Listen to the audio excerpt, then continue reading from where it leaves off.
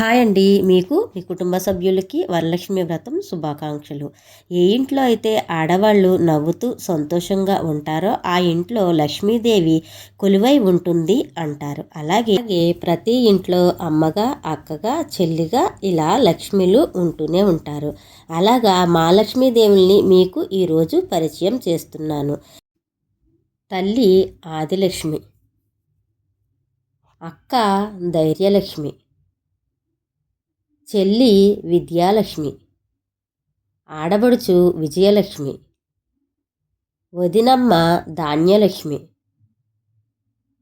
భార్య సంతానలక్ష్మి, మేనత్త గజలక్ష్మి, కూతురు ధనలక్ష్మి.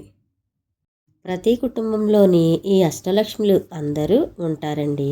వాళ్ళు నవ్వుతూ ఉంటే ఆ ఇల్లు కలకలలాడుతూ ఉంటుంది అని కూడా అంటారు.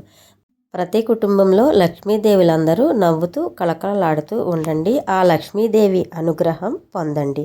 ఎలా ఉన్నారండి మా లక్ష్మీదేవులు? మీ అభిప్రాయాన్ని తెలియజేయండి. అలాగే మా వీడియోలకి సపోర్ట్ చేస్తున్న మీ అందరికీ ధన్యవాదాలండి.